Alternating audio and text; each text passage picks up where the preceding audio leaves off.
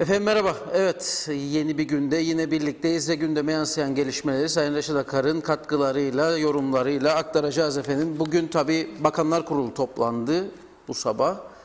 Ama henüz yapılan bir açıklama yok. Bakanlar Kurulu'nun bittiğine dair bilgimiz de yok. Eğer biterse ve açıklama olursa, program süresi içerisinde denk gelirse yeni haberleri duyurmuş oluruz. Onun dışında gündemimiz elbette sınır kapılarının durumu ve ekonomi olarak genel olarak özetleyebiliriz. Sizlerden gelecek olan yorumlarla birlikte elbette onları da aktarıp onları da yorumlarız efendim. Sorular da varsa aktarırız. Evet, Sayın Akar hoş geldiniz. Evet, hoş bulduk sevgili Aytuk. Tüm izleyenlerimize de selam, sevgi, saygılarımızı göndererek başlayalım. Şimdi tabii bugün gündemde yine her zamanki gibi koronavirüs, gelişler, gidişler, bundan alınan kararlardan memnun olanlar, olmayanlar, tabii bir tarafta ekonomik durum, bir tarafta da bu ekonomik durumla biz meşgul olurken bölgemizde gelişen siyasi olaylar, Avrupa Birliği'nin Kıbrıs konusuna daha etkili bir şekilde girme yönündeki çalışmalar. Bunları bir defa gündemin dışında tutamayız. Çok ciddi bir şekilde değerlendirmek zorundayız gündemin içinde olanları. O nedenle öncelikle tabii bu 1500 Türk liraları çok konuştuk. Mart ayından sonra serbest çalışan ve ihtiyaçlı olan vatandaşlarımıza 1500'ler Türk lirasının tam olarak dağıtılmaması, bir kısım insanın mağdur olması ve ikinci 1500'lerin gelmemesini çok konuşmuştuk. Bugün ilginç bir gelişme var. Tabii bu çok geniş bir kesimi değil, az bir kesimi ilgilendiriyor. Sayın Faiz Sucuoğlu Ankara'dan dönüp dönmediğini de bilmiyoruz. Türkiye'ye gitmişti. Yaptığı bir kısa açıklama ile Covid-19 virüsü sebebiyle gelir kaynaklarını yitiren ve muhtaç duruma düşen kişi ve ailelere ödemelerinin bugün yapılacağını açıkladı. Bu yeni bir gelişmedir. Sosyal Hizmetler Dairesi tarafından müracaatları değerlendirilen ve 14 Mayıs 2020 tarihinde Bakanlar Kurulu sosyal yardım değişiklik tüzüğünün geçici maddesi uyarınca Bakanlar Kurulu tarafından müracaatı onaylanan 501 kişi, bu 501 kişi bugün ödenecek diyor Sayın Bakan. Tek kişi ise bu statüye girenler, yani yardıma muhtaç düşen kişiler, bunu kanıtlayan kişiler, eğer tek kişi yaşıyorsa 900 Türk lirası, evli ise 1200 Türk lirası bir yardım alacak.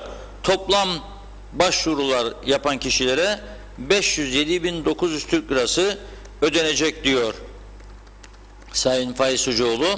Bu diyor birinci listedir. İkinci listede önümüzdeki Bakanlar Kurulu toplantısına onaylanarak ilerleyen günlerde ödemeleri yapılacak diyor. Bu statüye girenlere bunu duyurarak başlamak istedim. Çünkü gerçekten bazı kesimler fark etmese de çok ciddi sıkıntı içine düşen ve hayatını idame ettirmekte zorlanan insanlarımız var artık. Eski bolluk dönemi yoktur. Dolayısıyla o çok iyi durumda olanlardan da rica ediyorum. Olabilir aile toplantısı, sofradan arkadaşlarla eğlence falan, onlar o tür paylaşımlar sorun değil. Ama müthiş bir zenginlik ortamını sürekli insanların gözüne sokarak böyle paylaşımlar yapmanın zamanı değildir. Buradan uyarmak istiyorum. Hele hele bakıyorum bazı kişiler var, gerçekten servetleri oldukça büyüktür. Allah versin daha çok kazansınlar. Ama bu yaşadığımız kritik, sancılı süreçte ellerinde taşın altına sokmadıklarını da biliyoruz. Hiçbir yardımlaşmaya katılmadıklarını da biliyoruz. Ondan sonra muhteşem zenginliğin içerisinde paylaşımlar yapmak insanları üzüyor. Bunu yapmayalım. Bir süre herkesin zenginliği kendine kalsın. Herkesin iş dünyasında yaşadıkları kendine kalsın. Ve imkanlarımız da varsa, olanlar için söylüyorum ki olanlar vardır. Oldukça iyi durumda birçok insanımız var. onlarca demeyeceğim, yüzlerce var Kuzey Kıbrıs'ta. Yüzlerce artık zenginimiz vardır. Bu insanlarımıza da buradan bir kez daha çağrı yapmak istiyorum. Bu sıkıntılı süreçte işsiz kalan, geçim sıkıntısı yaşayan insanlarımıza bir de tahlil yapmakta, PCR testi yapmakta zorlanan Sağlık Bakanlığımıza yardımcı olalım. Yardımcı olalım ve bu sıkıntılı süreci hep birlikte atlatalım. Bu dayanışmayı göstermek zorundayız. Siz, biz meselesi yoktur. Geçen hafta içerisinde Güney Kıbrıs'ta mobilya, ahşap aksesuar üreten bir firmanın bir paylaşımını bana gösterdiler. Okuyunca şaşırmadım tabii ki, çünkü geçmişte benzeri kampanyaları, benzeri sloganları görmüştüm, duymuştum ama aktarmakta fayda görüyorum. Diyor ki, aynı ulusun parçası olduğumuz diyor, bir parçası olduğumuz Yunan ulusunun, Yunanlıların diyor, müthiş bir beceriyle ürettiği aksesuarları kullanıyoruz. Altında da diyor ki hepimiz eleniz diyor. 5,5 yıl önce ekonomik kriz yaşadıklarında, bankaları iflas ettiğinde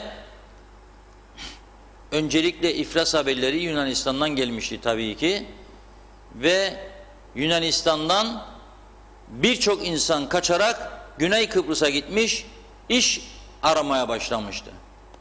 Ve tüm kuruluşlar yanlarında Kıbrıslı Rum çalışanlara ek olarak Yunanlıları da katmışlardı. Bizzat tanık olduğumuz lokantalarda da vardı. Tanık olduğumuz, konuştuğumuz Yunanlılar oldu. Onlar iş bulmak için Güney Kıbrıs'a geldiklerinde bizde zaten ekonomik durum bozuk, bizde de bankalar çöktü, size yardımcı olamayız gibi bir yaklaşım gösterilmedi. Tam tersi, alışveriş için gittiğimiz marketlerde bunu benim gibi giden binlerce Kıbrıslı Türk görmüştür, biliyor. Bilenler inkar etmesin, söylesinler. Bu bir fanatizm değildir.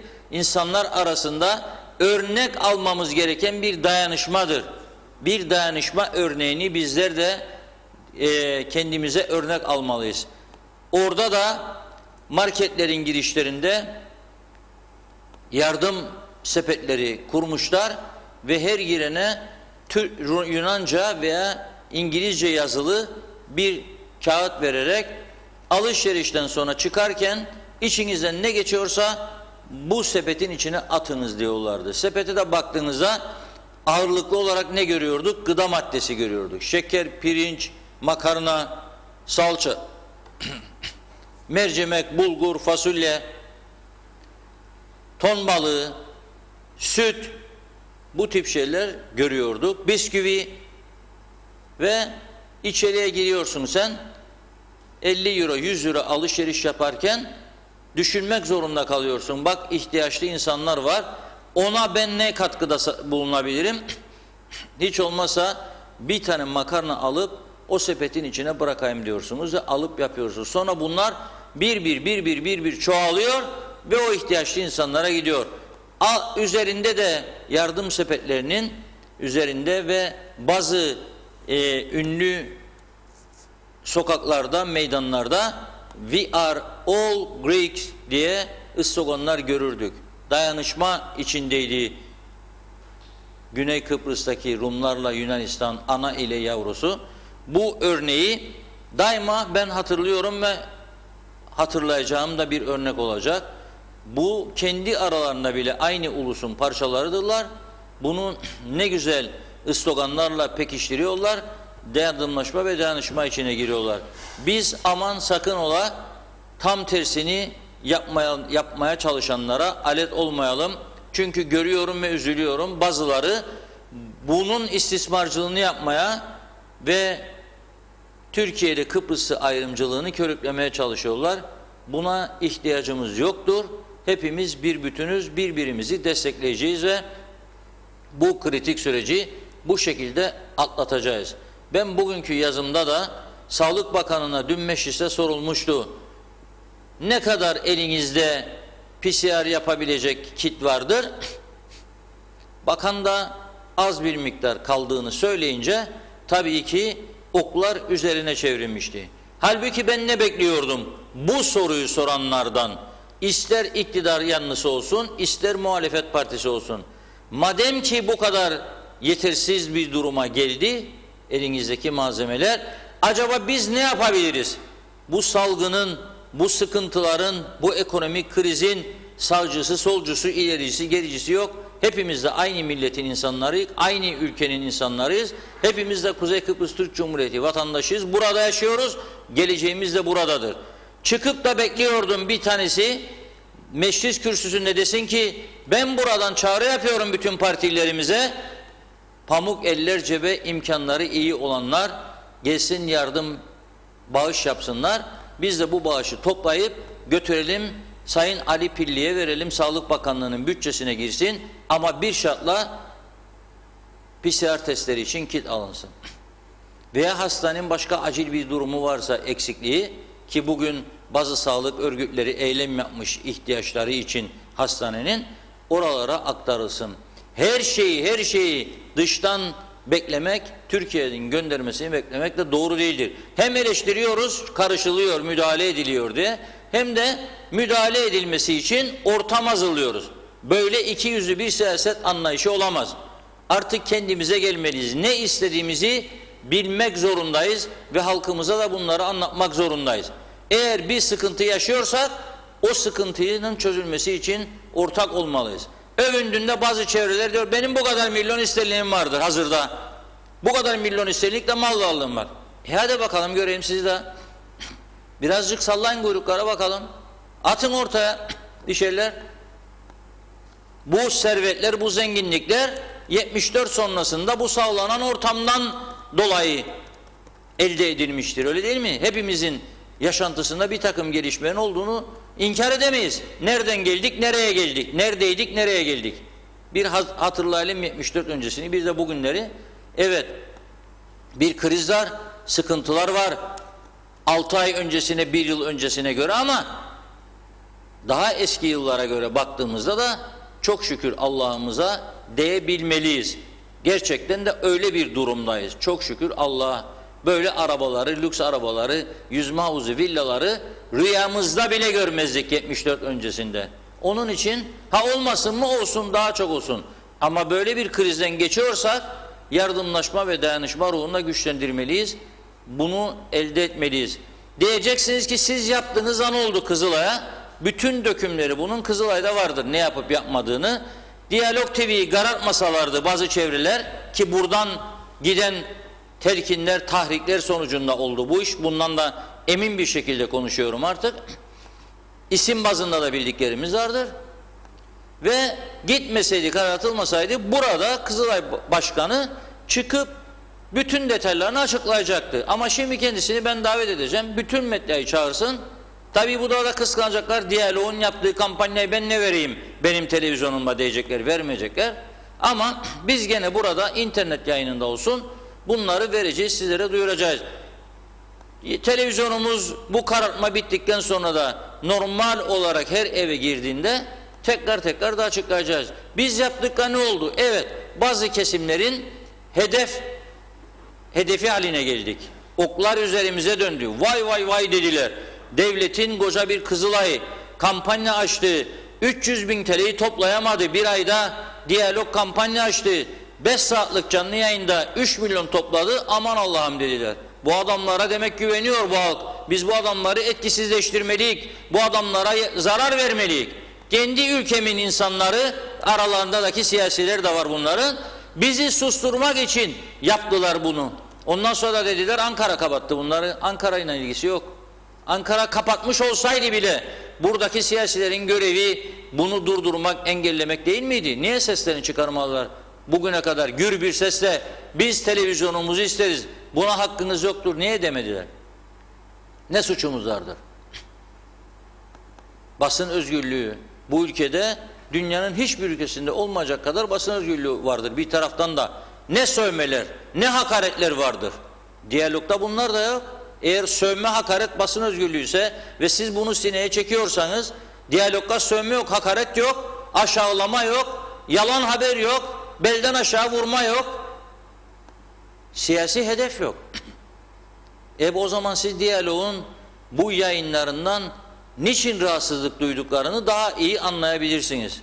Niçin rahatsızlık duyduklarını daha iyi anlayabilirsiniz. Londra'dan hala özellikle orada yaşayan insanlarımızın evinin en büyük eğlencesiydi Diyalog TV.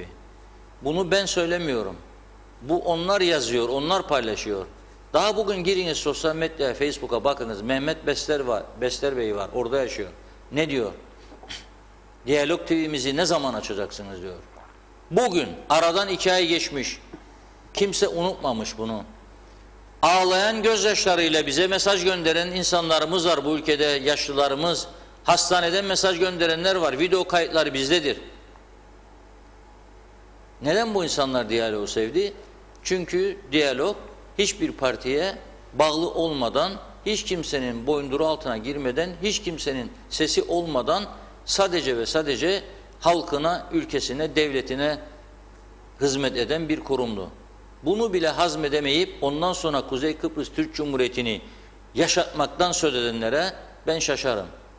Kuzey Kıbrıs Türk Cumhuriyeti'ni yaşatmak için sizlerin sahibi olduğu kurumlardan çok daha fazla hizmet veren, çok daha fazla çalışan bir kurumu niye karartıyorsunuz o zaman? Veya niye karartmalarına izin veriyorsunuz? Bu çok anlamlıdır. O yüzden bunu da bu vesileyle söylemek istedim. Bu sıkıntılı günlerde hem halkımıza hem de halkımızın yanında devletimize elimizden gelen yardımı yapmalıyız. İmkanların sınırlı olduğunu biliyoruz. Eğer imkanlarımız bizim el veriyorsa, varlıklıysak, paramız varsa ve bu ülkede yaşamımızı güzelce sürdürmek istiyorsak o zaman sıkıntıları da paylaşmak zorundayız. Bakınız her sene bayram zamanı geldiğinde Diyalog Medya Grubu, ağırlıklı olarak Diyalog Gazetesi, Karpaz bölgesinde yaşayan fakir, yardıma muhtaç çocuklar için Mehmetçik Karpaz Lions Klubu'nun açtığı kampanyaya destek oluyordu. Gazetemizin manşetlerinden veriyorduk. 100 çocuk giydiriyoruz diye. Ve bu bir çocukla sen giydir kampanyası oldukça büyük destek gördü halkımız tarafından. Yıllarca bunu yaptık. Bugün yine Mehmetçik'ten Sayın Osman Zorlu aradı. Reşat Bey dedi, süre daraldı gerçek dedi ama bu Kurban Bayramı için acaba gene bir kampanya yapılabilir mi bizim Mehmetçik Karpaz Lions Kulübü ile işbirliği halinde? Çok fakir çocuklar var, onları sevindirebilir miyiz dedi. Dolayısıyla buradan çağrı yapıyorum. Buna katkıda bulunmak isteyenler varsa ilerleyen günlerde daha etkili çağrılarımız olacak. Telefon numaraları Karpaz Lions Kulübü'nün verilecek sizlere. Oralara telefon ederek bu insanlara yardımları ulaştırabileceksiniz. Eğer deniyorsa ki benim yaşadığım yer Güzelyurt'tur, Girne'dir, Lefkoşa'dır, ben Karpaz'a nasıl ulaşacağım? Onlar belirli günlerde diyalog merkezine gelip bu yardımları alabilirler. İmza karşılığında sizlere de getirip bunları teslim edebilirsiniz ve bu insanlarımızın yüzünü güldürebiliriz. Hiç olmasa bu yılda bu yaşadığımız krize rağmen 100 çocuğumuzu giydirebilirsek ne mutlu bizlere. Doğru söyleyeni 9 köyden kovarlar Reşat Bey. Biz 10. köyde de sizi takip edeceğiz. Deniz Kayabaşı'nın yorumu bu şekilde.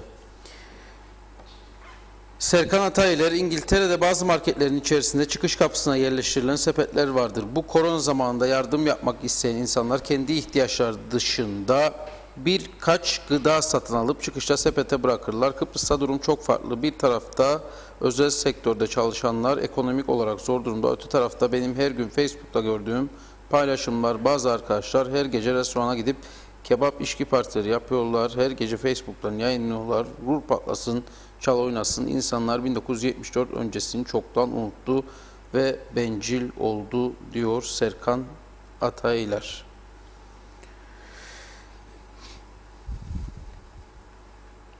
Bu arada söyleyeyim, Bakanlar Kurulu bitmiş.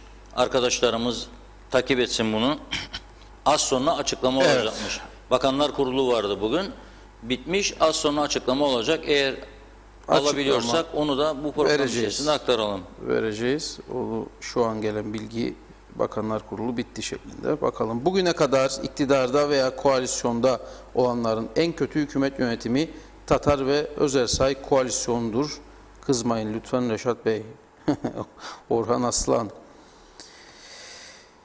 Ne kızayım? Yani Ne UBP'nin üyesiyim ne Halkın Partisi'nin üyesiyim.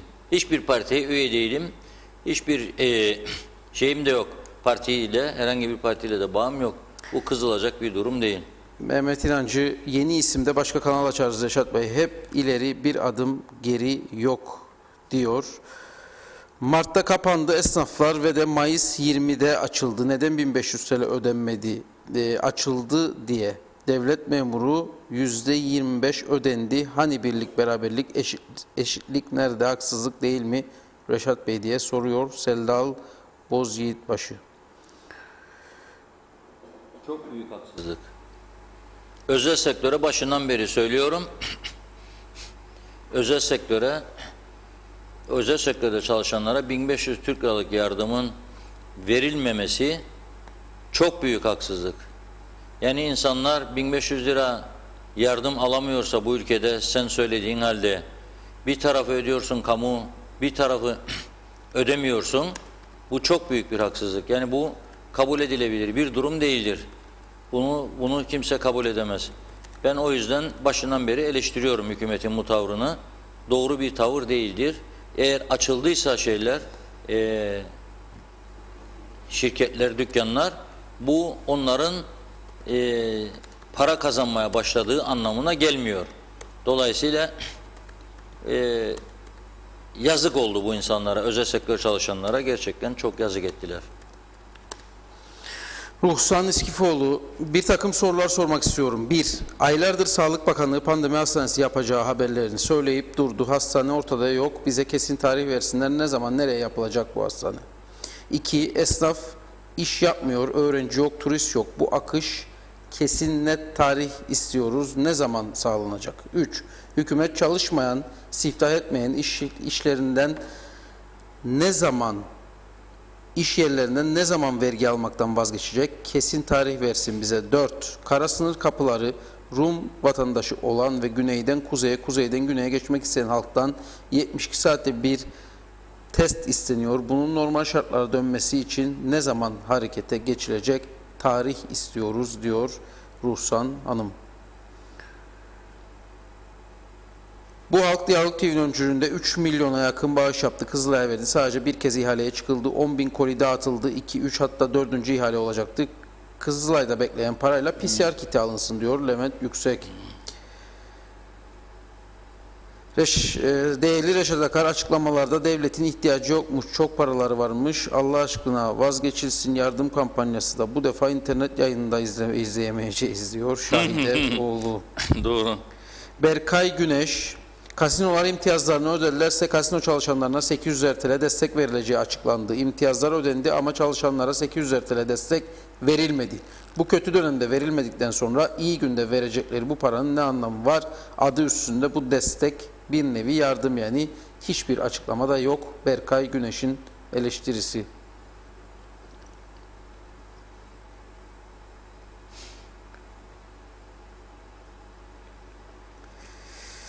Çok uzun olan yorumları okuyamam buradan. Ümit Mustafa'ya geçeyim. Ben bir Güney emekçisiyim. Güney'e bizlerle ve Güney'e giden hastalarla ve öğrencilere, aileleriyle artık dalga geçmesinler. Yaptıkları, koydukları kuralları ile bıktık, bunalıma girdik. Yeter artık. Ben bunların siyasi çıkarları ve siyasi kavgaları yüzünden işimi kaybettim. Ne yapalım? Savaş çıkaralım, kavga edelim. Devlete bize adam gibi sahip çıkmadı. Ya adam gibi yönetsinler, halkı düşünerek ya da devleti feshetsinler tamamıyla. Ne yapalım? İrtica mı edelim, gidelim, dinimizi mi değiştirelim? Adam çıkacaklar, adam gibi bize sahip çıksınlar. Halk kan ağlıyor, kepenkler kapanıyor. Yakında iç savaş çıkacak. Amerika'dan beter olacağız demiş. Tamam da öte taraftan da bakıyorum. Aylardır pandemi hastanesi yapılması için sesini çıkarmayan sağlık örgütleri bugün karantinasız giriş olmasın diye eylem yapmış. Karantinasız giriş olmasın, karantina giriş olmasın dediği Ercan değildir sadece. Yani bir tarafa yapıp bir tarafa yapmamak olmaz. Bütün sınır kapılarından olmasın diyor.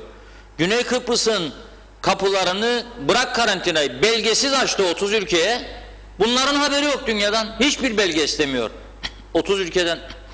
Bunların dünyadan haberi yok. Ve adam buna rağmen bugün Diyalog Gazetesi'nin 1. sayfasında var. Temmuz ayı diyor başarısız gidiyor. Otellerin hala da çoğu açılmamış güneyde. Özellikle Bab bölgesinde. Ve diyor bütün umudunu diyor Rum turizmi Ağustos'ta İngilizlere bağladı diyor. Ve eleştiriyorlar bir örgütler, otelciler örgütü, diğer örgütler ve gazeteler. Gazeteler de eleştiriyor hükümeti. Neden bu kadar uzattın diyor İngilizlere sen 1 Ağustos. Neden daha önce açmıyorsun kapıları diyor kendilerine. Boştur oteller diyor. Battık diyor. İflas ediyoruz diyor. Bizim bu tarafta eylem yaparlar. Çünkü maaşlar garanti yapanların hiçbir sorunları yok. Eylem yapıyorlar. Garantisiz giriş olmasın. Ben dün söyledim tekrar söylüyorum. Bu zihniyete ya bu zihniyet egemen olacak bu ülkede korkarlarsa onlardan ve yapacaklar ama bir artık olacaklar. Bir de Falakaya'dan geçirecekler girenleri. Ne geldiniz oğlum siz bu Kuzey Kıbrıs'a? Neyi var bu Kuzey? Altın mı var sokaklarda? Altın mı isten? Altın istiyorsan önce Falakaya atacaksın sonra gidip altınları toplayacaksın diyecek. Basacak gırbacı yollayacak sonra gitsin bir otelde kliması yok, buzluğu yok, sokacak onun içine dazan ettiler bütün insanlar ölüyor, çırpınıyor Kuzey Kıbrıs'a gelmek için. Hani nerede bu insanlar? Hani nerede? Yapmaları gereken eylem nedir esasında bu sağlıkçıların biliyor musun? Esas yapmaları gereken eylem neden fuar alanını siz 3 aydır sizi uyarıldığınız halde bir pandemi hastanesi çevirmediniz? Neden en azından Girne Akçiçek'i pandemi hastanesi ilan etmediniz de oranın trafiğini Lefkoşa'ya yoğunlaştırmadınız? Neden siz bugüne kadar havayolu şirketleri erken tedbir alarak havayolu şirketlerinin buraya daha çok sefer yapmasını teşvik etmediğiniz insanlarımız aç susuz kaldı. 2 tane PCR istiyorsun Türkiye'den gelenden, bir oradan istiyorsun bir buradan. Yazık bu insanlara da önce diyor 72 saat içinde alınmış belge diyor. Bir hafta sonra diyor yok diyor 72 saati geçecek de gelecek diyor. Şimdi bana yazıyor bugün birileri 72 saati geçecek kaç gün geçecek mesela diyor. Hadi araştıracağım bulayım yeni açıklamalarını KKTC hükümetinden.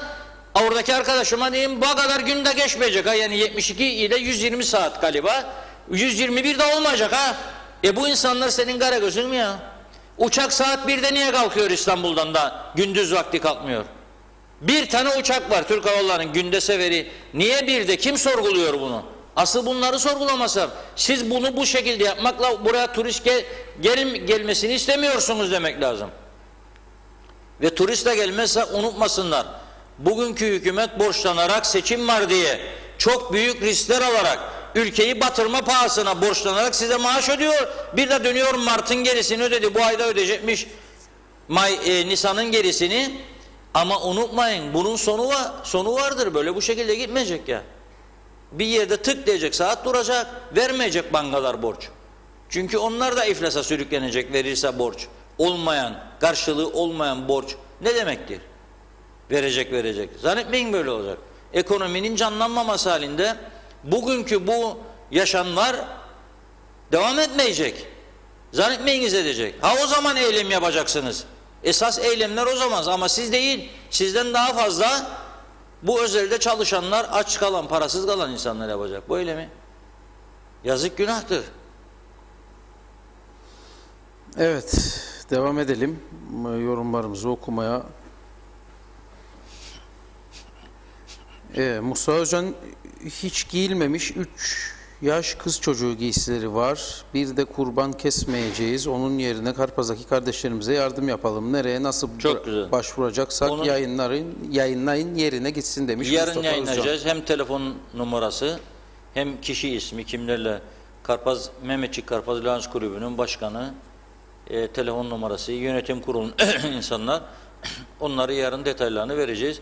Programa girerken beni aradılar. Onlara memnuniyetle yardımcı olmak istediğimizi söyledim. Tabii eski durumlar yok Evet. dedim ama Bakanlar olacak. Kurulu açıklaması başlıyor. Hemen verelim onu.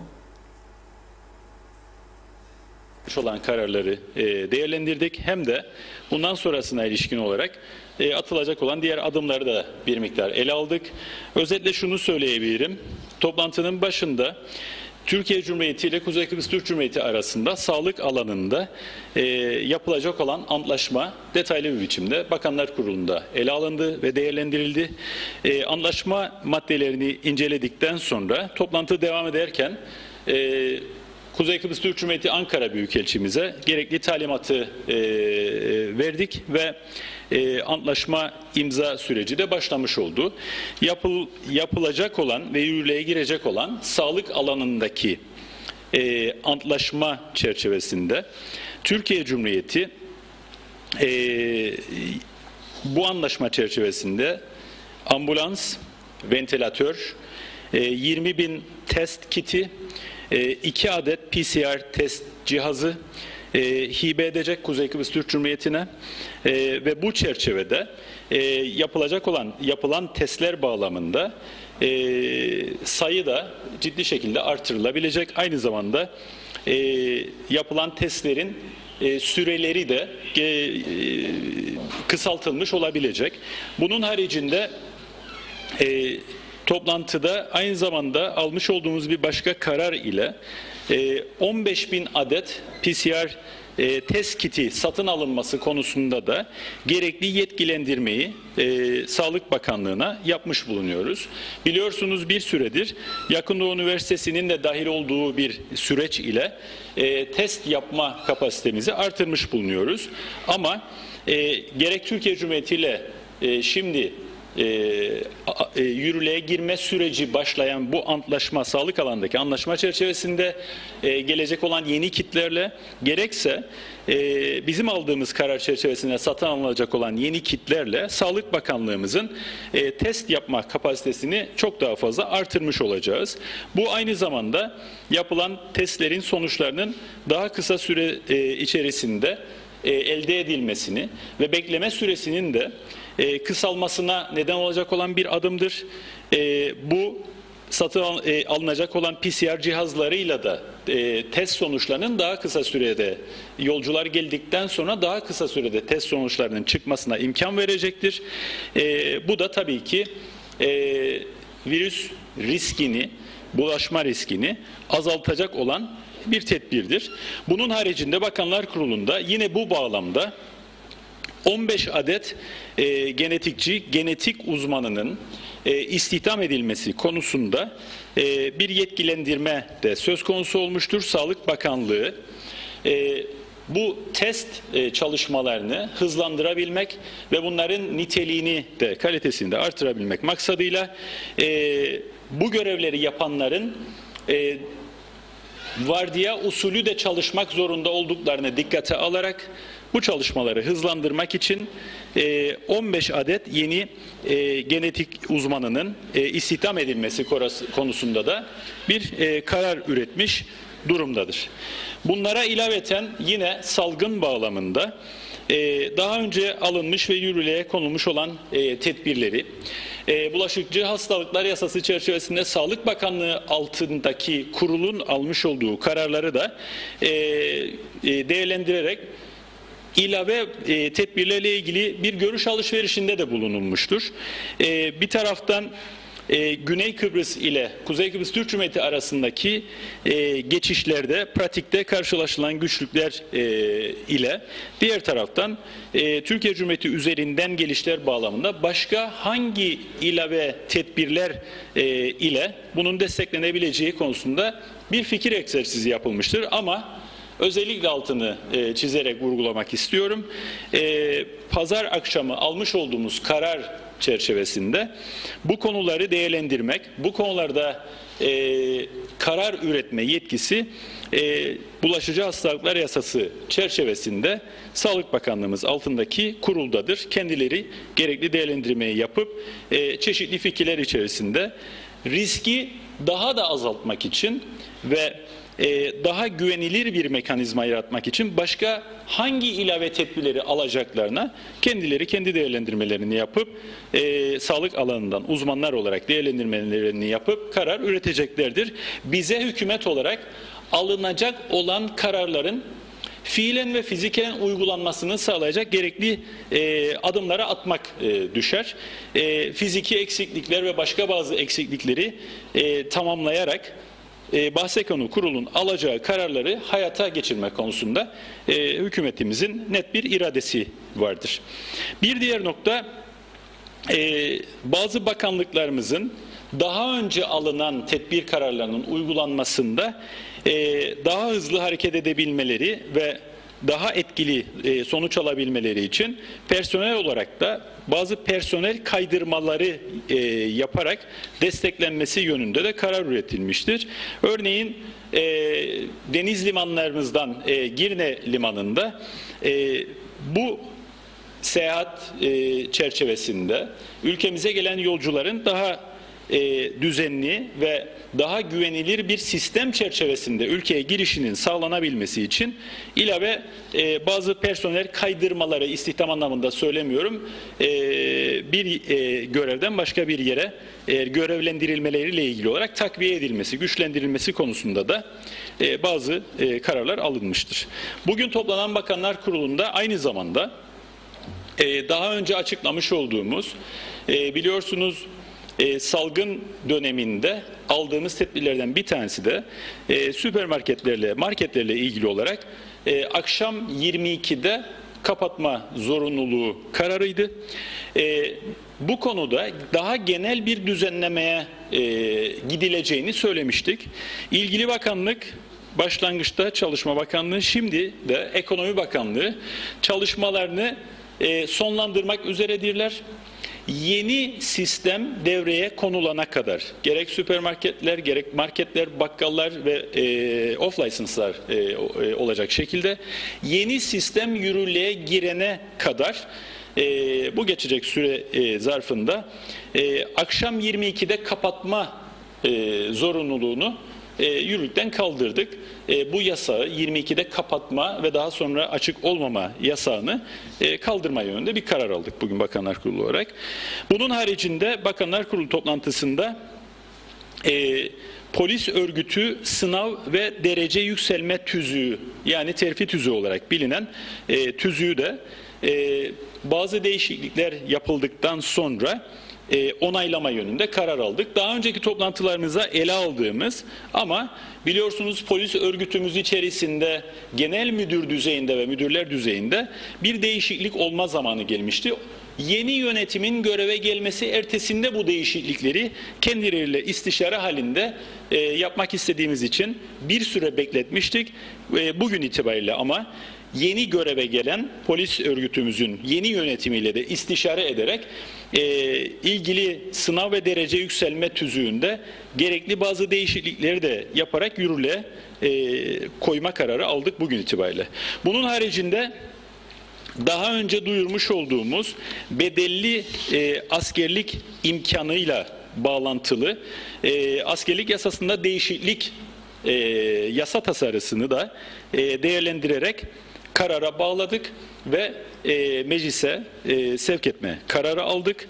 Buna göre 4 temel nokta içeren askerlik yasasında değişiklik hususunu kısaca özetlemek istiyorum.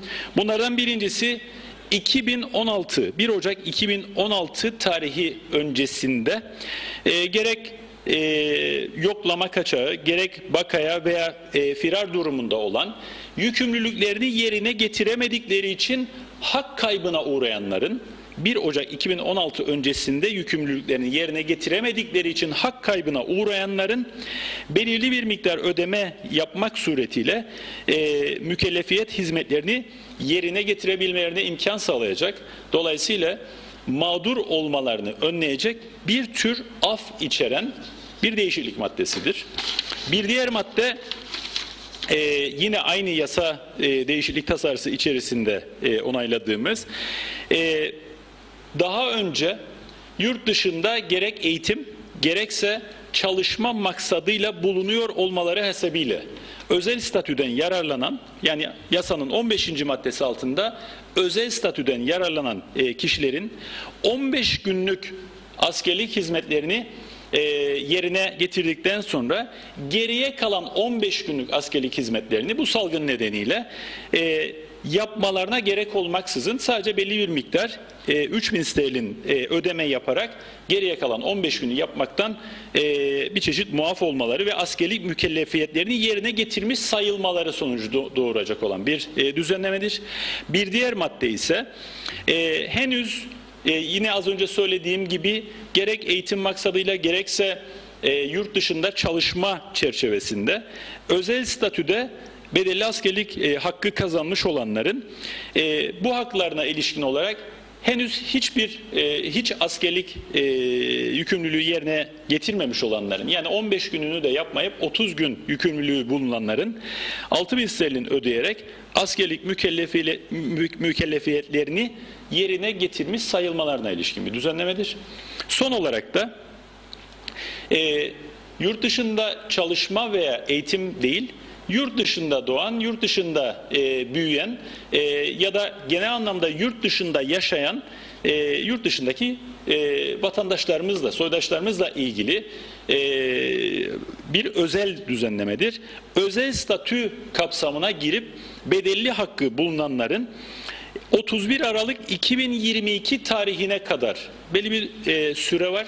31 Aralık 2022 tarihine kadar eğer kendileri tercih ederlerse 1.000 sterlin ödeme yaparak mükellefiyet hizmetlerini yerine getirmiş sayılacaklar. Herhangi bir şekilde askeri birliğe katılmadan, askerlik yapmaksızın. Bu düzenlemeler, altını çizerek vurgulamak istiyorum, Bakanlar Kurulu kararıyla onaylanmış olan yasa değişiklik tasarısıdır.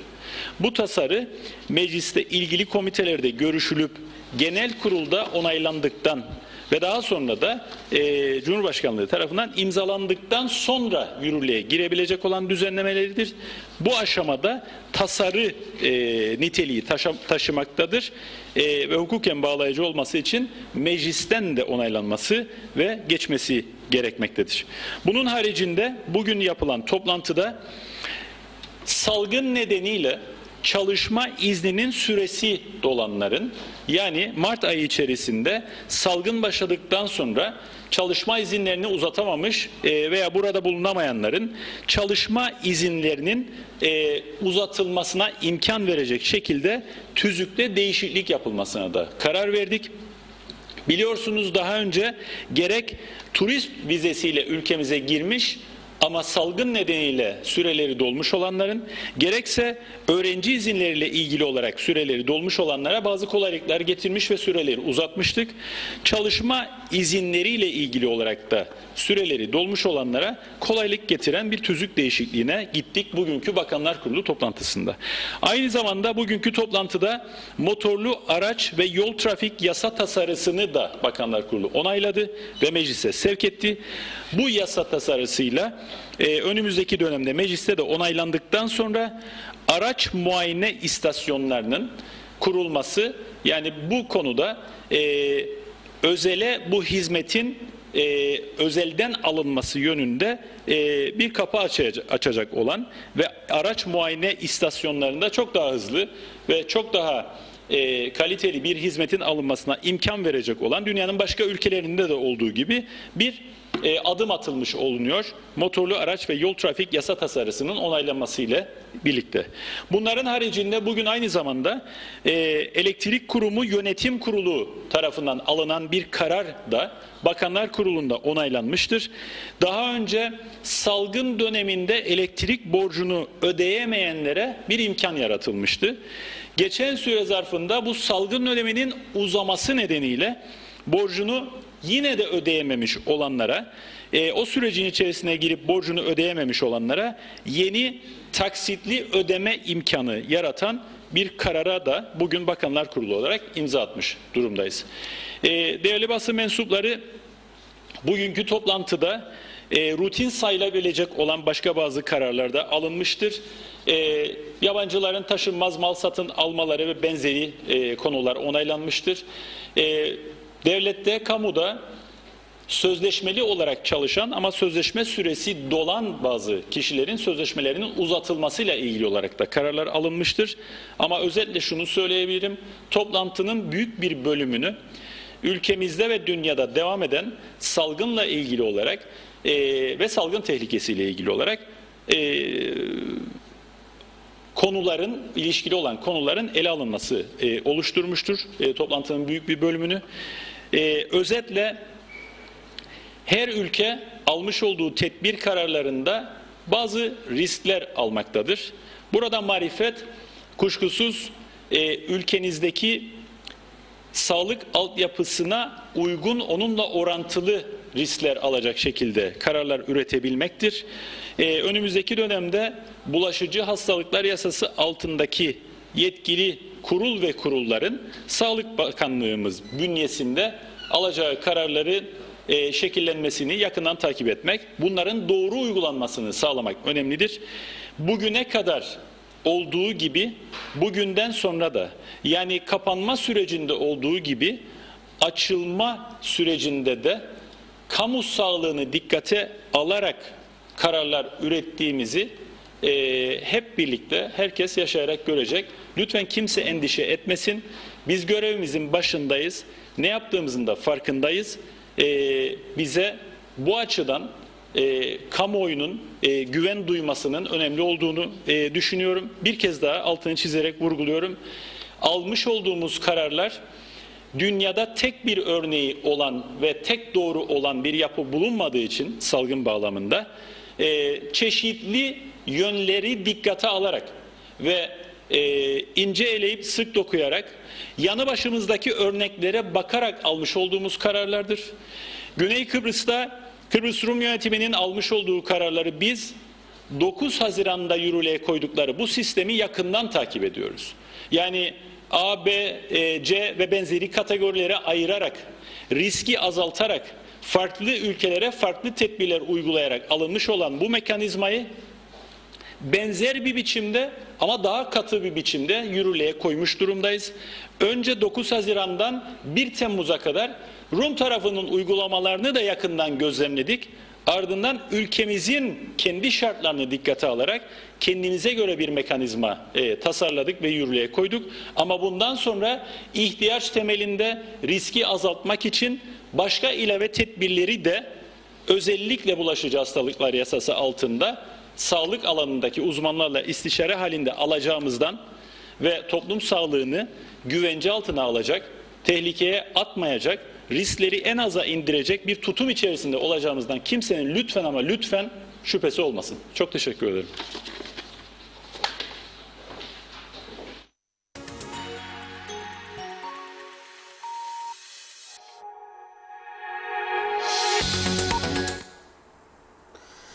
Evet, hızlıca hemen bir üzerinden geçelim. Çünkü bayağı hızlı Sayın Özersay anlatmaya çalıştı. Alınan kararları. En önemlisi sanırım Sayın Reşat Akar daha sonra yorumlar. Kuzey Kıbrıs Türk Cumhuriyeti ile Türkiye Cumhuriyeti arasında bir sağlık işbirliği anlaşması imza aşamasında. Bu çerçevede Türkiye'den bizlere ambulans, ventilatör, 20.000 kit ve 2 adet PCR testi hibe ediliyor. 20.000 adet ki son olarak 2.500 tane kaldığı ifade edilmişti. Bunun yanı sıra 15 de genetik uzmanlığın istihdamından söz etti Sayın Özersay. Diğerleri bambaşka konular. Marketlerin kapanmasıyla ilgili saat 22'deki yasak kaldırılmış. Polis terfi tüzüğünü onaylamışlar. Bedelli askerlikle ilgili 4 maddeden oluşan önemli bir karar ama bu önce meclise sonra Cumhurbaşkanı'na gidecek. Henüz sadece bir taslak halinde ve özetle bedelli askerlikle ilgili düzenlemeler yapılmış. 1 Ocak 2016 öncesinde kaçak duruma düşenlere bir takım mükellefiyetlerini yerine getirmek için fırsat veriliyor. Yurt dışında eğitim ve çalışma için bulunan insanlar ve 15 gün gelip burada yapmış askerliğini, biliyorsunuz onlar 30 gün yapıyordu 15-15 bölerek. Diğer 15 günde gelememişse ve gelemeyecekse de 3.000 sterlin ödeyerek bu 15 günlük süreci tamamlamış olacak. ve böylelikle askerlik sorunu ortadan kalkmış olacak. Hiç gelmeyenler, yani 30 gün mükellefiyeti olanlar için de eğer 6.000 hisselerini öderlerse askerlik sorununu ortadan kaldırmış olacaklar. Orada doğup büyüyen insanlar ise, yurt dışına doğup büyüyüp ve bu vatandaşlıktan ötürü de askerlik sorunu yaşayanlar da 1000 hisselerini ödeyerek bu hakkı kazanmış olacaklar. Çalışma izinlerinin uzatılması konusunda bir tüzük değişikliği yapılıyor ki büyük sıkıntı vardı o konuda. Burada zaman zaman çok konuştuk. Araç muayenedeki sıkıntıları, özelden artık hizmet alınabilecek noktaya gelmesiyle ilgili bir çalışmadan bahsetti Sayın Bakan ve Kıptek'teki bu salgın döneminde borcunu ödeyemeyenler için yeni bir taksitlendirme süreci geliyor. Evet, en sonunda da bize güven duyun diyor. Sayın Başbakan Hükümet Yardımcısı. Sözcüsü, Başbakan Yardımcısı, bize güven duyun. Değişiyor kararlar ama bunları takip edip değiştiriyoruz. Evet Sayın Akar, buyurun. Şimdi öncelikle sonundan başlayayım. Dedi ki Güney Kıbrıs'ı takip ediyoruz Sayın Özersay. Onların aldığı önlemlerin daha katılarını biz alıyoruz dedi. Niçin daha katısını biz alıyoruz? Onlar bizden daha zengin. Onlar Avrupa Birliği üyesi. Onlara daha çok para yardımı gidiyor. Onların kendi devletleri bizden zengin. Onlar özel sektörde çalışanların 3 ay süreyle maaşlarını kamudakiler gibi hiç aksatmadan ödediler. Hem çalışanları hem işverenleri. Neden biz daha katıda? Mesela İngiltere'den 1 Ağustos'da kapıları açıyorlar. Bir tek PCR'dan gelebilecek İngiltere'deki insanlar, benim İngiltere'de yaşayan kendi vatandaşlarım da Rum tarafına bir tek PCR'dan gidebilecek. Ben de sen dedin ki daha katısı bir de bende yapacaksın. Hadi onu da kabul ettim. Ama bir de bana diyorsun ki 14 günde ben kendini göndereceğim. Garantinin altında kalacak. Parasını da kendi ödeyecek. Ne münasebet bu? Ne yapmaya gelsin? Bunun ne amacı nedir bunun? Ne amacı var bunun? Yani İngiltere'de yaşayan insanlar hepsi koronavirüs salgınına uğradı da gelip bize bulaştırıyorlar. Ha yapıyor PCR'ını orada. Şimdi Sayın Doktor Teoman Sırrı'ya bağlanacağız Londra. Hazırlasın arkadaşlar. Soracağız bakalım oradaki tepkileri nedir? Bir de başka onun bir düşüncesi var. Hangi test yapılırsa çok daha emin olarak girişlerine izin verilebilir? Görüşlerini alacağız. Ama artık bu insanlara çile çektirmekten vazgeçmeliyiz. Şimdi 3-5 kişi bağırıyor diye bu ülkenin geleceği 3-5 kişinin bağırmasına teslim edilemez. Önlem mi, sağlık önlemi çıksın söylesin bu sağlıkçı arkadaşlar da. Alınıyor. Bir test orada, bir test burada. Daha siz en azından Güney'in istemediğini nasıl istersiniz burada? Yoktur orada. Niye 14 gün garanti diyorsunuz? Sonra Güney'de çalışan işçilerimiz var. Bizim Güney'e gidip gelmelerimizi serbest bıraktı hükümet. Sadece engel olan Rum tarafının her 72 saatte bir PCR istemesidir. Onu da Cumhurbaşkanı konuşmalıdır Anastasiadis'le. Bunu geciktirdiği sürece Anastasiadis, Rum esnafının da kayıpları artacaktır. Onlar da dört gözle kapıların açılmasını ve Türklerin o yana geçmesini ve alışveriş yapmasını bekliyor. Eğer bunu yapmazsa yakında birçok marketi ve birçok mağazası kapanacak. Zararı büyük zarar görmektedir. Görecek. Başka mağazaları görecek. Alfa Market'i görecek. Mesios görecek. Çok iflas haberleri gelecek oradan da. Anastasiadis'e bunu birilerinin söylemesi lazım. Onlar bizim sesimizi eskiden takip ediyorlardı. Rum Enformasyon Dairesi'nde. Şimdi televizyon yok diye herhalde Facebook üstünden bizi takip ederler mi bilmiyorum. Ederlerse onlara da sesleniyorum. Aktarın bu söylediklerimizi liderinize, Rum liderine de böyle yasakçı zihniyetle Kıbrıs adasında ne iki toplum arasında yakınlaşma olur, ne ekonomiler gelişir, ne de çözüm için umut vaat eder. Çözüm istiyorsa bizim gibi bu yasakları kaldırmalıdır.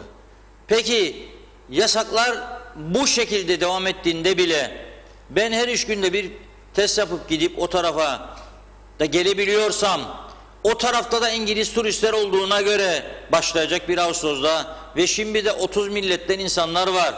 Ya o insanlar bulaştırırsa bana ya başkasına da getiririm bu yanın olacak. Bunun üstünde duran yok. Sadece durdukları tek noktalar aman uçaklar gelmesin, Türkiye'den bize korona gelmesin. Uçaklar zaten gelmiyor, 2 tanedir. Bunun dışında ne vardır? Çifte PCR vardır. O da yetmedi. Sonuçlar çıksın, karantinası da ceza yöntemi geldi. Daha nedir istenen? Yani buna bir çözüm getirmesi lazım. Bu yüzden Türkiye Cumhuriyeti'nin son anda yine imdadımıza yetişmesini büyük bir takdirle karşılıyorum. Herkesin de bunu büyük bir takdirle ve memnuniyetle karşıladığını tahmin ederim. Elimizde Sayın Bakan hemen hemen bitmek üzeredir dediği anda test kitleri 20.000 adet test kiti yolluyor, ambulans yolluyor ve 2 tane de bu testlerin yapılabilmesi için cihaz gönderiyor. Dolayısıyla bir taraftan bu, bir taraftan da KKTC hükümetinin 15.000 tane kit satın alma kararı 35.000'e çıkmış oluyor ve daha çok test, daha hızlı sonuç, o zaman da daha çok turist getirebilme şansı demektir. Başarabilirsek bu seneyi bir miktar kurtarabiliriz. Bu seneyi yarı maaşlar alarak belki insanlarımızı tamamen aşağı sürüklemeden geçirebiliriz. Aksi halde durum vahim. Neden daha önce bu kitlerle ilgili kararı almadıklarına şaşarım. Neden o kadar uyarıldıkları halde, neden bu kadar geç çalışıyor bizim jeneratörler acaba? Bilmiyorum. Yani halbuki dünyada IQ'su en yüksek olan toplum bizik. En üstün yetenek bizde. En fazla üniversite mezunu bizde. O yüzden nasıl olur da biz herkesten geri giderik? Onlar Mersin'e giderken biz tersine gittik. Şimdi neyse, geç olsun da güç olmasın. Hükümeti bu kararlardan dolayı ben de kutluyorum. Doğru olan bir şeyi de desteklemek görevimizdir. İyi yaptılar. Bravo. Daha hızlı bir şekilde devam etsinler. Bugün Diyalog Gazetesi'nin manşetinde İngiltere'deki Türk örgütlerinden gelen haberler var. Diyor ki biz 14 günlük karantina süresine itirazlıyız, kabul etmiyoruz ve gitmeyiz bu şartlar altında. Nereye gideriz? Güney'e gideriz, Türkiye'ye gideriz, başka ülkeye gideriz. O yüzden bu karara bir an önce baksınlar ve düzeltsinler. Bu acil bir durumdur. Bizi oradaki Kıbrıslı Türk kardeşlerimizden, aile yakınlarımızdan, kardeşlerimizden, abilerimizden, teyzelerimizden, amcalarımızdan uzaklaştırmasınlar. Başka ülkeler para verir, bağlar kopmasın diye, güçlendirsin diye. Bize gelip para verecek olanlar da biz dur gelmeyin diyemeyiz. Sayın Doktor Teoman Sırrı İngiltere'de görev yapan halkımızın, oradaki halkımızın yakından tanıdığı, çok sevdiği bir kişi, vatanına, milletine de çok yardımları olmuş biridir. Kıbrıs'a sürekli yardım yapıyor. Hattımızdadır. Bakalım Teoman Bey bize daha farklı nasıl bir yöntem uygulanabilir bu seyahatlerde, onu anlatacak. Teoman Bey merhaba. Merhaba, şimdi yayına girdim. Onun için daha önce ne konuştunuz bilmiyorum. Onun için ne söyleseniz cevaplandırmaya çalışırım. İşte bu son söz üzerinde durduğum İngiltere'deki Türkleri konuşalım. Hala daha bizim hükümetimiz bir test İngiltere'de, bir test Kıbrıs'ta 14 günde karantina diyor. Rum tarafı 1 Ağustos'tan itibaren karantinasız İngilizlere açıyor kapılarını. Bunu İngiltere'de sizler nasıl karşıladınız? Bir, iki, geçen gün... İngiltere'de onlar bile karantina dedi ama böyle mecburi değil. Diyor ki başka ülkeden, yani tehlikeli ülkelerden gelen biri varsa, bak tehlikeli mesela birçok yere açtı yerini. Onlar diyor kendi gittikleri yerde 14 gün karantina yapsınlar diyor. Yani bu da değişecek yakında. Yani mecburi bir otele falan yok. Yani simptomlar varsa bize bildirin. Şimdi nedir? Bildiğiniz gibi bu PCR ya da Polymerase Chain Reaction, PCR testi yapılıyor Kıbrıs'ta. Bildiğiniz gibi size daha önce bildirdim. Bunların yani her 5'te 1'den fazlası yanlış çıkar. Ve 2 defa yapsan yine çıkabilir. Çünkü bunu bahsetmiştim ki bunlar burundan, ağızdan alınır. Ve bu virüs devamlı boğazda, burunda kalmaz. Bir müddet sonra akciğere gider. Bu defa akciğer yerleştiğinde, göç ettiğinde sen istediğin kadar PSA testi yap. Burundan, ağızdan negatif çıkacak. Yani birincisi o. İkincisi zaten azalmıştır şu anda bu hastalıklar. Bildiğiniz gibi son İngiltere'de bile dün 16-19'da, bugün 40, nerede o binler falan bu durumdadır yani bulaşma. Bir de bulaşanların çoğu da tabii rahatsız olanlar tabii bağışıklık sistemi çok kötü olanlardı. Şimdi bu karantina meselesi, bunu bildiğiniz gibi İngiltere'de en son çıkan bir antibiyotik testi vardır. İngilizler buldu bunu geçenlerde, yeni bir test, çok yeni bir testtir. Oxford'da antibiyotik testi ve bunu Roche satın aldı. İsviçre'de yapıyor ve Abbott'ta aldı ve şimdilik 4-5 ülkede var yalnız. Ama biraz pahalı olduğu için ve kan alınır ve ertesi gün netice çıkar. Tabii sen gelemem her gelene Kıbrıs'ta kanını al ve bekle falan yerde. Onun için benim önereceğim, ben yalnız İngiltere için konuşayım. İngiltere'den gelecek olanlara deyiniz ki bu 4-5 kişi içinde bu testi yapınız ve temiz çıkarsa karantina ihtiyaç yok veyahut da zaten birçok insanlarda simptom olmadığı halde bu hastalığı taşırlar. Anlatabildim mi? Evet. Bazı insanlarda simptom oldu mu, mesela nedir simptomlar? Öksürürsün, nefes darlığı, ateş, baş ağrısı, tat alma yok ama siz de bu PCR yaptığınızda negatif çıkar. Ya bir atasözü var, görünen köy kılavuz istemez. Böyle bir durum olduğunda ben tabii 111'de çalışıyorum. Ben diyorum ki bak, nefes darlığı kötü değilse 2 hafta evinde kal. Bu simptomlarla çok kötü olursan bizi ara, seni hastaneye alırız. Veyahut da sen çağır 999'u gel. Veyahut da değil 2 hafta sonra iyileşirsen demek ki atlattın demektir. Yani her bulaşanı biz hastaneye almıyoruz. Ve bazı insanlar da dinlenirse, tatil yaparsa daha da iyi olur. Şimdi sen 2 hafta tatil dersen, birçok insanların İngiltere'de zaten işleri başladı. Tatilleri bunların yıllık 3-4 haftadır, fazla değil, hadi 2 hafta. Sen 2 haftayı bir odaya geçirirsen Kıbrıs'a kim gelecek? O da var. Benim önerim bu antibiyotik testi %100 ve %99 garanti gösterir. Bunu yaptırsan gelmez onlara deyin ki bak bu testi yapınız. Zaten beni Oya Hanım temsilciye geçenlerde aradı, bu konuyu konuştuk. Ve bu testler nerede yapılır bildirdim. Zannedersem bazı insanlara da yaptırmaya başladı bizim temsilcilik. Beni aradı, yapılan yerleri söyledim. Ve bu testi yapsınlar İngiltere'de ve bu 2 haftalık karantina koyarsan kimse gelmeyecek. Sonra geçenlerde birkaç insan Türkiye'ye gidip geldi ve hiç yani bu testleri yaptılar halde sormadılar artık. Yani bak sen sağlam geldiğin bir şeyin yok. Yani biz herkese söylüyoruz. Simptomlar olursa zaten senin hayatın tehlikedir. Bildir. Ve herkese uzaktır. Yani Evet. benim bir de yani mesafeyi tutun. Mesela şimdi Kıbrıs'ta görüyorum. Evet şunu isterler, bunu isterler ama mesafeyi tutmuyorlar. En mühim bu hastalık nereden geçer? Sen bir grip olduğunda ne yapıyorsun? Gripimdir, yanaşma der. Yanaşma, mesafe tut biraz. Yani kendini korur, başkasını korur. Yani maskeni kullan. Ve tatil yapmak isteyenler gelsin. Zaten çoğu gelmeyecek bu konuda. Şimdi uçağa ayrım. Mesela geçen bir uçak gelmiş Türkiye'den. Bazı yerleri boştu, bazı yerleri doldurmuşlar. Yani yakın yakın oturuyorlardı. Ya demek istediğim artık zaten bu bir en kuvvetli zamana azalmıştı bu hastalığın artık. Zaten biliyorduk sıcağı Evet. dayanmazdı. Peki ama bir soru soracağım. Ciddi olmak lazım. Bir soru soracağım. Bir şey daha duydum. Pardon. Doktorum. Bir şey daha duydum ki Kıbrıs'ta en büyük force şeydedir. Tabipler Birliği'nde.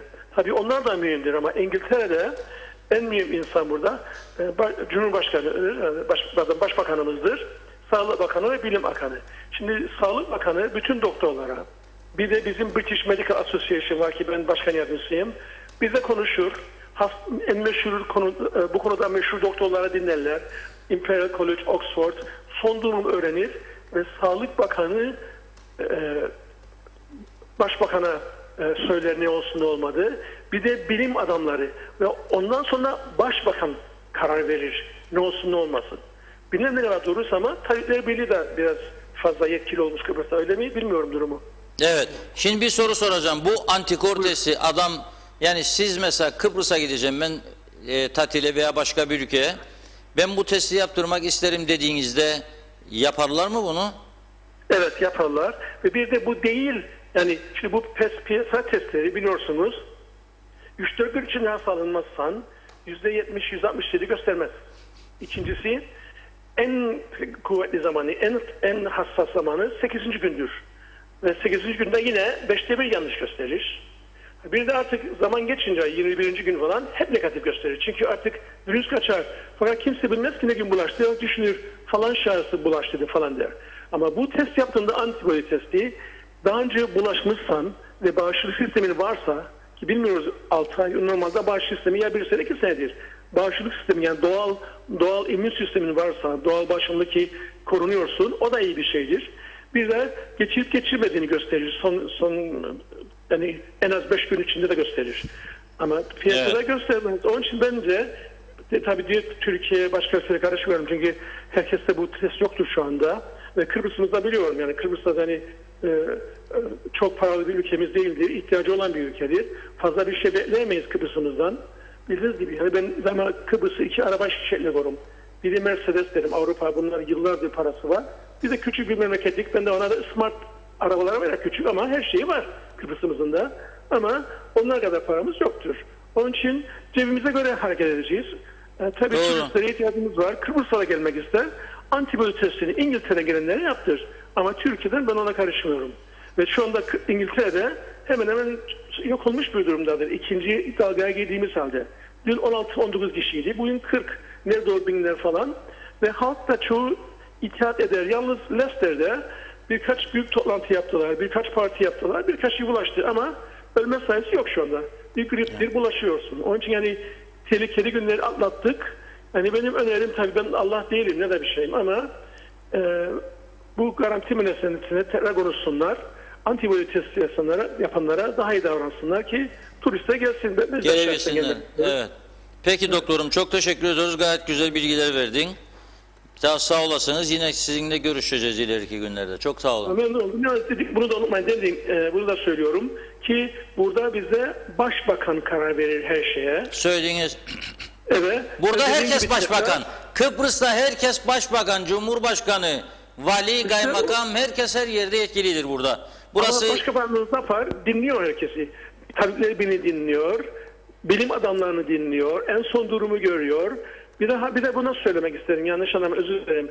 Devamlı pandemik hastanesini konuşuyor Kıbrıs'ta. Ya şimdi ben diyelim ki paran varsa Ferrari al, Mercedes al, havuzlu ev alma. Fazla paran yoksa elindeki imkanları kullan. Burada da her tarafta pandemik hastanesi yoktur. Mesela North Middlesex Hastanesi'nde koronavirüs virüsü tedavi eden merkez var. Yanımızda Barnet'tir. Orada da yani bir koğuşu veya da ward'dur diyelim. Koronavirüs virüsü çevirdi. Çünkü ayrı bir hastane yaparsan doktorların gidip gelmesi lazım. Oksijen lazımsa başka yere gideceksin. Kan testi lazım başka yere.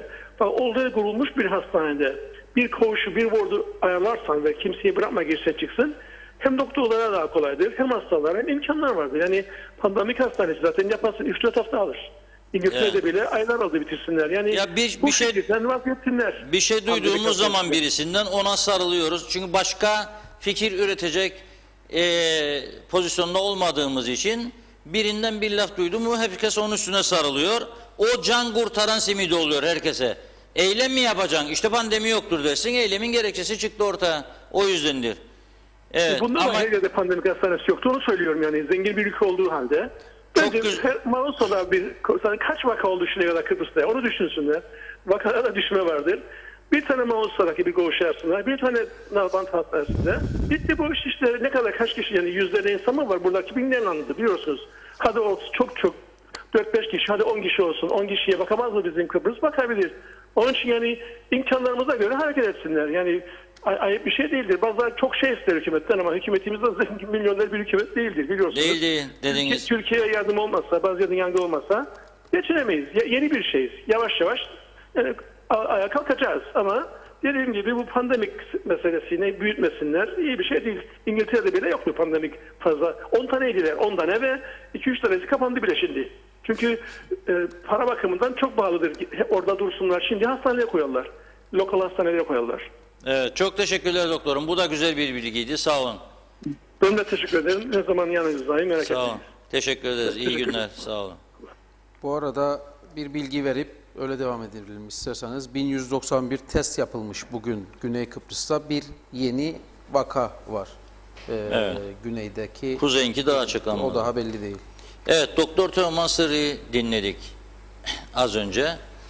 Londra'dan bağlantı kurduk. Orada görev yapan bir doktorumuz diyor ki tutturdular diyor Kıbrıs'ta pandemi hastanesi ama diyor İngiltere'de bile yoktur artık diyor 10 taneydi diyor. 2-3 tanesi kapandı. Bazı bölgelerde hiç yoktur diyor. Mevcut şartlarına göre sen onu ayarlarsın diyor. Hastanelerin bir bölümünü ayarlarsın. Buna sarıldılar diyor. Bu doğru bir yaklaşım değil diyor. Bir. İkincisi çok güzel örnekler verdi. Çok Mercedes var. İnsanlarımız kullanır. Yani lüks arabalar ama sağlık sistemimizin ihtiyaçları karşılanmıyor. Başka sıkıntılarımız var falan. Bu da çok doğru bir tespit. Ve diyor ki antikor testi yapılarak eğer Kıbrıs'ta gelirse birisi bu testi yaptırdıysa hiç korkmayın diyor. Karantinaya falan gerek yoktur. Çünkü geçirdiği herhangi bir durum yoktur üzerinde diyor. Ve gene İngiltere'den örnek veriyor. Eğer çok ciddi belirtiler varsa, simptomlar diyor devamlı doktor. O belirtiler varsa sizde ciddi öksürük falan geçmeyen şu bu. O zaman zaten gidip de başkasının buna bulaştırmazsınız. Yapılması gereken kendi içinizde önlemleri alınız diyor. Çok yakın temas olmasın. İnsanlar arasında mesafeler korunsun. Yapıyor muyuz bunu? Hayır. Öpüşmeler başladı mı gene? Evet. Düğünler, dernekler başladı mı? Evet. Meyhanelerde çok yakın oturmalar devam ediyor mu? Evet. Konferanslar, toplantılarda yakınlaşma var mı? Evet. Marketlere girişlerde, alışverişlerde birçoğunda maske kullanımı artık kalktı mı? Evet. Marketlerin içerisinde çok yakın temas var mı? Evet. Bunların hiçbirinin üzerine durmayalım. Pandemi yoktur. Kapak kapıları kimse gelmesin. Olmayacak bu. Olmayacak duaya. Amin demezler. Karpaz Lions Mehmetçik şöyledir isimleri de 100. yıl Mehmetçik Karpaz Lions Kulübü diyalog işbirliğiyle diyor. Hemen gönderdiler de sağ olsunlar detayları. Bir çocuk da sen giydir. Küçük kalpleri sevindir kampanyası. Son katılma tarihi 28 Temmuz 2020. Müracaat edilecek kişiler Esra Kanatlı. Telefon numaranı söylüyorum. Arkadaşlar da yazar. Esra Kanatlı 0542 883 1849 883 1849 Esra Kanatlı Hanım. İkinci isim Denize Hüseyin oğulları. Oğulları değil ha, oğulları. Denize Hüseyin oğulları. Telefon numarası 0533 844 70 49 844 70 49. Alo, ben yardım yapacağım dediğiniz anda kulübün yetkilileri size nereye, ne şekilde yapabileceğinizi tarif edecekler. Bağışları yapacaksınız. Bir başka mesaj da Mustafa Bazıbağlı Bey'den geldi. Şöyle diyor, ben diyor 81 yaşına geldim. Geçmişten bugüne birçok yardım kampanyaları yapılmasına rağmen çok az para babalarının katıldıklarına şahit oldum diyor. Hele 50 milletvekilinin sadece 3-5 kişinin katıldıklarına şahit oldum. Örnek olarak diyor sizin yaptığınız kampanya, yardım kampanyasını verebilirim. Kaç milletvekili katıldı? Açıklayın lütfen. Bana kimse lololo okumasın diyor. O kampanyaya benim aklımda kaldığı kadarıyla biz önermiştik. Siz de katılmak ister misiniz diye Başbakan Sayın Tatar'a. Evet dedi, katıldı. Sağlık Bakanı, Çalışma Bakanımız Sayın Faiz Sucuoğlu kendi gönlüyle katıldı. Ekonomi Bakanımız Sayın Hasan Taçoy kendi gönlüyle katıldı. Milletvekillerinden Oğuzhan Hasipoğlu, Gülşah Samver Manavoğlu, Yasemin Öztürk benim aklımda kalan bağış yapan milletvekili ve bakanlar 6 kişi oluyor yani. Ama onların üzerinde çok daha zengin olan insanlar var. Fakat bu insanlar nerede diye merak ediyor musunuz? Evet, ben de ediyorum. Dolayısıyla da buradan bu mesajı da okuma ihtiyacı hissettik. Şimdi İngiltere'de yaşayan Kıbrıslı Türkler gene KKTC'nin ekonomik ve mali sorunlarında Türkiye'den sonra ikinci can kurtaran simidi oluyor. Çünkü diyor ki geldin 15 gün yaptın gittin askerliği 15 günün daha kaldıydı gelemedin. Tabi gelirsen işini kaybedeceksin. Orada kaybetmek istemiyorsun. Bir de geldin 15 gün yaptın ama memleketin halini gördün. İleride gelir miyim gelmez miyim konusunda daha net karar verdin. Dedin ki yok ya ben gelmeyeceğim zaten buraya bir daha. Bitti. Gittin. Şimdi sana diyor ki 15 gün geri kalan kısmı yapma. 3000 isterlinciyi öde. Az para değil. Maliye güzel para gelecek. Eğer diyor bir ayı hiçbirini yapmadıysan da bu yapması gereken sınıftasın. 6000 sterlincik vereceksin. Bu da çok güzel para. Daha da güzel para. Bir de var İngiltere'de doğdun veya Avustralya'da, Almanya'da başka bir ülkede de arada bir gelmek istersin memleketine veya ileride tamamen geleceksin. Sadece 1000 sterlin ver, askerlikten kurtul diyor. Bu da bu sıkıntılı süreçte hükümete, devlete bir gelir kaynağı teşkil edecek. Bunu da özetledikten sonra bugün itibariyle koronayı bir tarafa bırakalım artık. Önümüzde yapılacak çok işleri var. Otlar ağaç oldu yollarda. Pislikten geçilmiyor. Sineksiz gidip de rahat oturabileceğimiz hemen hemen hiçbir yer kalmadı. %25'leri de geri vereceğine göre hükümet belediyelerden rica ediyoruz. Bu ilaçlama kampanyalarına hız veriniz. Hız veriniz. Başka türlü olmayacak. Bölgenizde eğer ilacınız yoksa varlıklı kişilerin kapısını gidip çalınız. Tak tak Ahmet Bey geldim. Akla 5-10 bin lira da bir köyümüzü ilaçlayacak. Da sana da bir plaket veririk. Plaketi de seven çok insan var ayrı mesela. Dağıdırlar gelirler. Haklıdır haksızdır. Bir şey değil. Bir plaket verelim. Gönlünü alalım. Evinin bir köşesine koysun. Vatana ve millete hizmet plaketi olsun adı da. Vatana ve millete hizmet. Niçin bunu söylüyorum biliyor musunuz? Rumlarda bizden daha etkili bir şekilde bu vatan millet dayanışmaları vardı. Ama onlar hizmetleri unutulmasın diye özellikle vatana ve millete hizmet etmiş geçmişte silahlanmış, İngilizlerle çatışmış, sonra da bizimle çatışmış, bize silah doğrultmuş EOK'acıları İngiltere'de 2. ve 1. ve 2. Dünya Savaşı'na katılanlar için nasıl her sene belirli dönemlerde rozetçik çıkarırlar, dakarlar yolda yürüyenlere veya papa gittiğiniz zaman papta da dakarlar, orada da bir kutu gönlünden kopanı atıyorsun veya markete gittiğinde veya eczaneye gittiğinde görüyorsun bunları. Alıp rozeti takıyorlar, parayı kutuya atıyorsun. Niye? O savaşlara katılan, memleketi için çarpışan hayatta olanlara veya hayatta olmayanların hayattaki ailelerine destek için. İyi para akıtıyorlar ailelerine. Ama bizde nedir? Ölen öldü, kalan kaldı, hepsini unuttuk. Aileleriyle hiçbir ilgi yok. Bana ne be ondan, bırak be gitsin falan filan kültürü egemen oldu bu ülkede. Vuran deviren kazanıyor. Eylem yapan, kapılara gidip şiddet yapanlar, meclis binasının kapısını kıranlar, başbakanlık kapılarını kıranlar ön plana çıkıyor. Onlar etkili oluyor. Ama aynı bu Avrupa kültüründen bahsettiğim gibi Rumlarda da şimdi bir uygulama başlatılıyor. EOKA mücadelesinin 65. yılı diyor. Ne zaman kuruldu EOKA örgütü?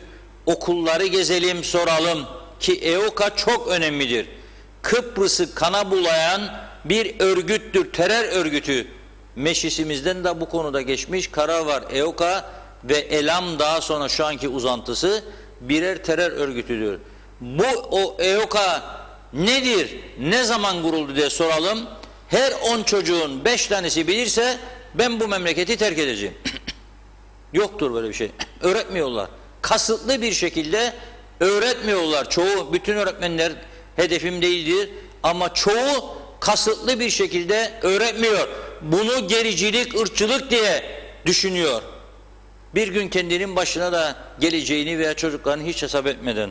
Diyor ki 65. yılda diyor EOKA evi kurmuşlar. O da 25 yıl önce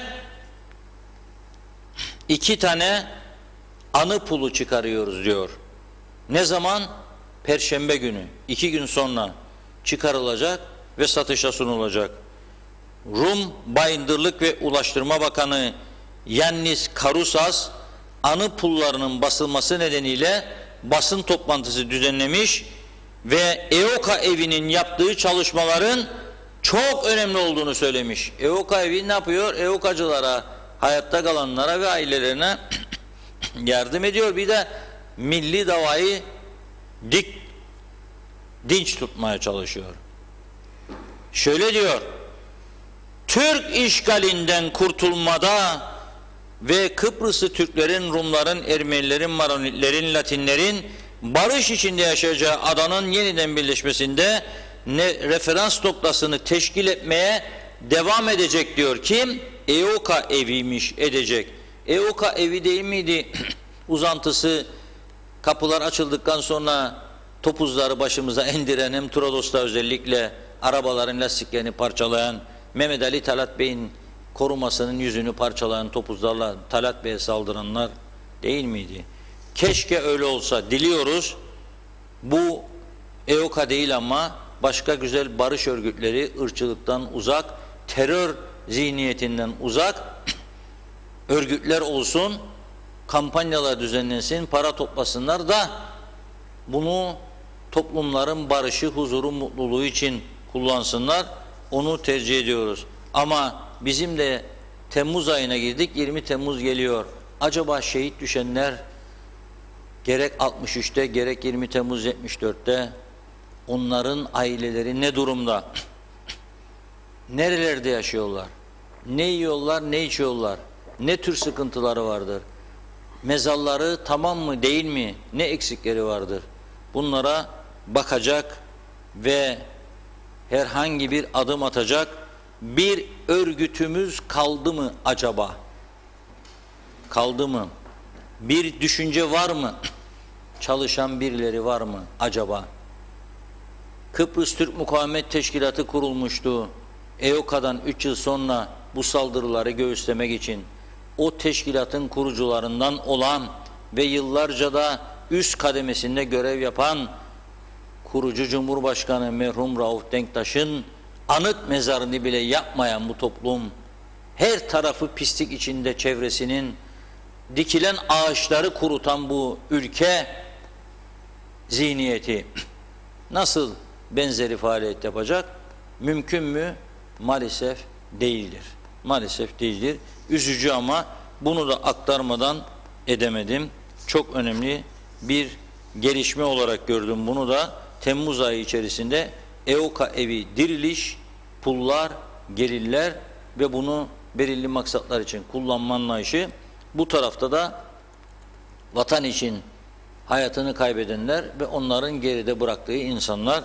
Böyle bir yardımlaşma, dayanışma ruhunun bizde olmaması gerçekten çok üzücüdür. Ben bundan büyük bir üzüntü duyuyorum ve bizim toplumumuza, o övündüğümüz kültürümüze yakışmadığını düşünüyorum. Evet, böylelikle noktalayalım bugünü.